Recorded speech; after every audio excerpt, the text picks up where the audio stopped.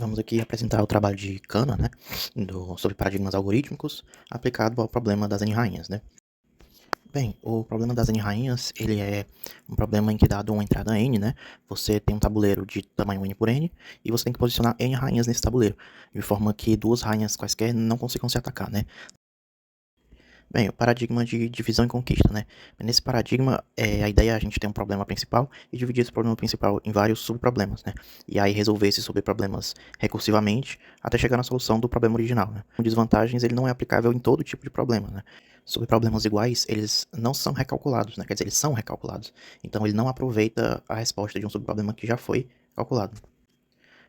Esse paradigma ele não é aplicável ao nosso problema, porque no nosso problema, os subproblemas, se a gente dividisse em subproblemas, eles não seriam independentes, né? E os subproblemas eles têm que ser independentes, o que não é o caso do nosso problema.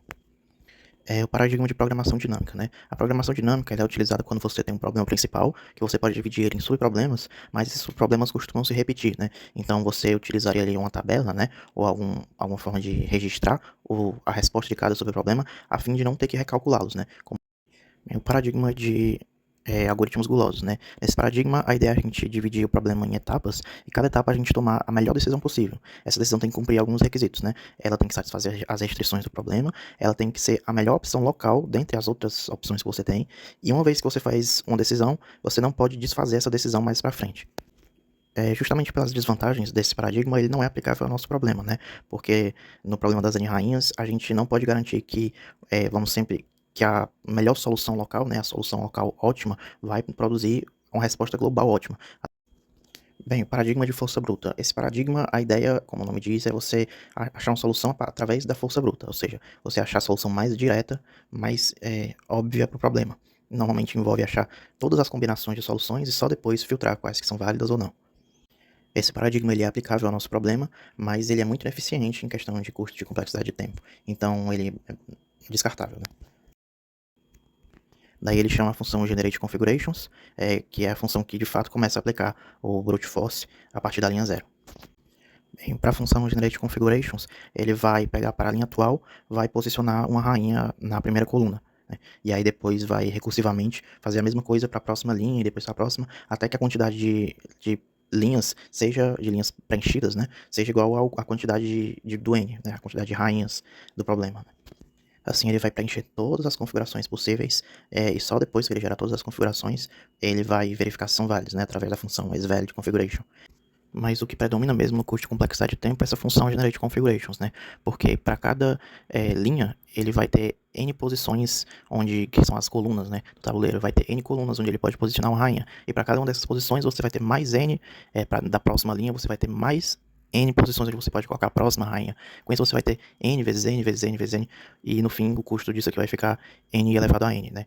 E aí, junto com a função isValidConfiguration, né, que ele chama, no caso de uma função ser válida, de uma configuração, quer dizer, né, ser válida, como a gente já viu que essa função tem custo n ao quadrado, então essa função Generate Configuration vai ter custo O de n elevado a n vezes n ao quadrado.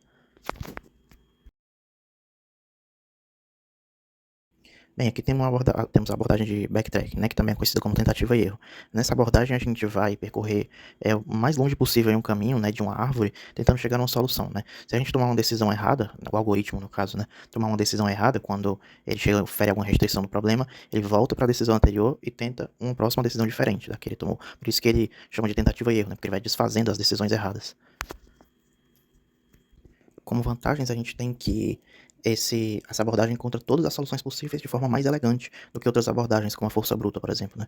E ele combina bastante com problemas que usam muitas restrições. Como desvantagens, ele pode ser um pouco difícil de implementar, a lógica dele pode ser um pouco difícil de entender, e a quantidade de configurações de tabuleiros cresce exponencialmente quanto mais o N cresce, né? Então ele é um algoritmo, em questão de custo de tempo, ele é um algoritmo muito custoso, né? Bem, para o nosso problema, essa abordagem é a abordagem mais eficiente, porque ela é a solução mais intuitiva que a gente tem para o problema, né? Aqui a gente tem uma representação de como ficaria essa árvore, né? Bem, a função backtrack é basicamente o corpo da abordagem mesmo de backtracking, né? Essa função ela vai avaliar na linha que ela recebeu como argumento, né, se cada coluna dessa linha está segura para colocar uma rainha. Se a posição é segura, ele coloca uma rainha e recursivamente já avalia a próxima linha, né? Chama a própria função recursivamente para a próxima linha. Se em algum momento ele não conseguir mais posicionar uma rainha, ele volta até a última rainha que ele colocou e substitui por um ponto, né? O Q que ele colocou, né, que representa a rainha, ele vai tirar e vai colocar um ponto. E aí volta a aplicar o backtrack naquela mesma linha. Se em algum momento ele chamar a função, né, recursivamente, chegar ali no limite do tabuleiro, ou seja, quando a quantidade de linhas que ele colocou foi igual ao n, significa que ele conseguiu efetivamente posicionar todas as rainhas no tabuleiro. E aí ele adiciona aquela configuração do tabuleiro no vetor usado ali na solução. E aí depois volta a executar o algoritmo até ele achar todas as soluções que são válidas para o problema. Como custo de complexidade de tempo, a gente tem predominantemente a função backtrack e a função safe, né? A função backtrack executa até o laço for dela, né? Executa até n vezes, mas ela é uma função recursiva, né? Então, no pior dos casos, cada rainha posicionada vai reduzir em 1 a quantidade de colunas que a próxima rainha tem para ser posicionada, né? Então, o custo fica algo próximo de O de n fatorial, né? Na prática, esse custo acaba sendo bem menor, porque vai ter muitas posições de uma rainha que você coloca que vai podar muitas casas de uma vez, e não só uma coluna, né? Por fim, como resumo, né, de tudo, a gente tem aí que os paradigmas de divisão e conquista, programação dinâmica e algoritmos gulosos, eles não são aplicáveis ao nosso problema. O paradigma de força bruta é aplicável, mas tem um custo muito alto. E o paradigma de backtracking acaba sendo mais eficiente, com custo de complexidade de tempo de O de n fatorial vezes n.